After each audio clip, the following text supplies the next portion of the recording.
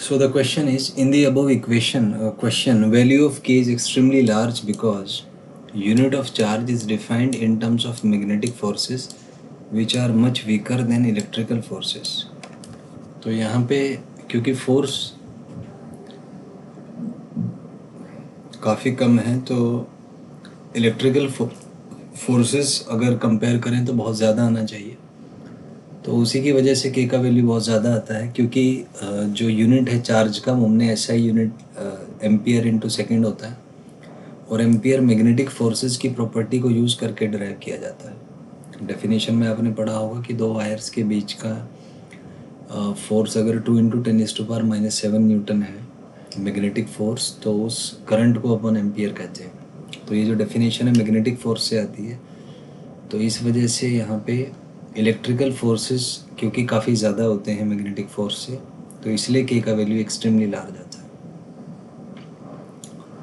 तो फर्स्ट इसमें करेक्ट हो जाएगा। Next is 1 ampere is a unit of reasonable size for magnetic effects.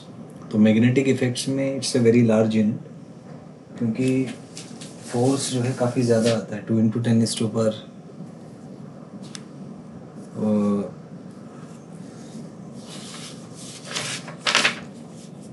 तो इस वजह से क्या है कि it's a very large unit आप कह सकते हैं। So it's a unit of reasonable size, ये आ जाएगा इसमें। Next is the additive property of charge is an obvious property, not an obvious property. So it is not an obvious property because it depends on the scalar nature, तो second will be correct. Next is additive property is related to the fact that electric charge does not have a direction, तो इसमें second वाला आपका correct हो जाएगा।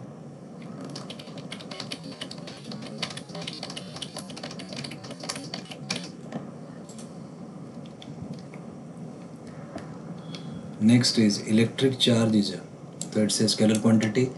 Next is charge is scalar, invariant for frames, तो all आ जाएगा, fourth will be correct.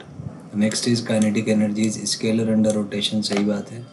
Variant for frames velocity पे डिपेंड करता है, वेलोसिटी फ्रेम पे डिपेंड करता है, तो इट्स वेरिएंट, इसका मतलब बहुत करेक्ट होगा, so third option will be correct. Next is conservation of total charge of an isolated system is a property dependent on scalar nature, नहीं, it is independent of scalar nature, क्योंकि vector quantities भी conserve हो सकती हैं, so second correct हो जाएगा।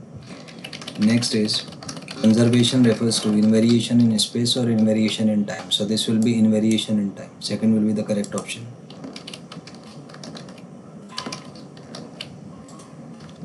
Next is a quantity which is a scalar is always conserved, may be conserved, so it may be conserved.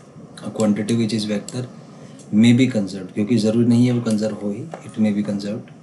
Next is quantization of electric charge. So this is a basic law of nature. It has been experimentally observed कि nature में जो भी charges हैं वो हमेशा electronic charges के multiple के form में होते हैं।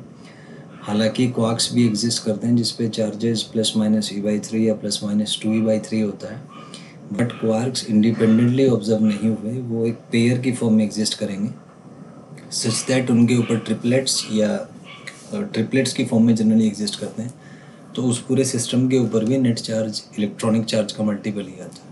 तो it's a basic law of nature. Next is analogous to quantization of electric charge, quantization of mass exist और quantization of mass does not exist.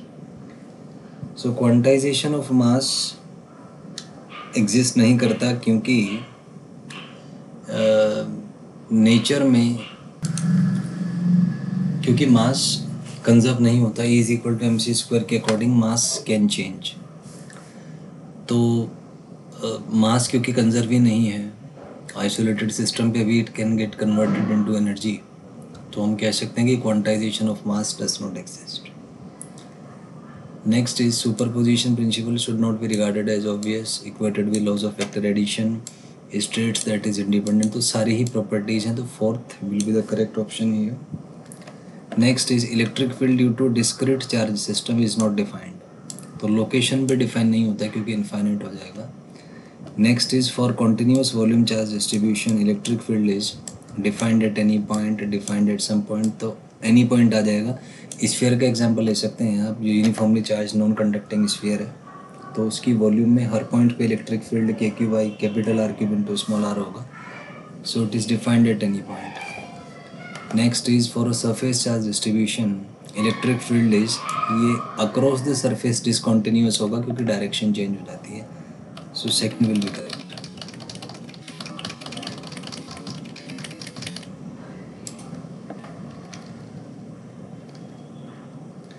Next is electric field due to a system with net charge zero. Dipole का example ले लीजिए. Electric field is zero, कोई ज़रूरी नहीं है ऐसा, dipole का नॉन जीरो होता है. And for large distance it falls as 1/r³. So fourth will be the correct option. So these were the questions. It covers every line of NCERT including footnotes, bottom notes, points to ponder summary. We have tried our best so that there are no errors, but humans are always filled with errors. There are always chances of improvement. So if you find error in any question or answer or explanation or any mistake in that, you can make comments in the comment section. But the purpose behind this NCERT line to line is to optimize your time and energy so that you can complete the entire chapter within a few hours and can prepare optimally for your exams, especially for NEET and JEE Main. Thank you and wish you all the best. So this is the answer key also. Let's see it also. So this is the answer key and you can also refer to this if needed. Thank you.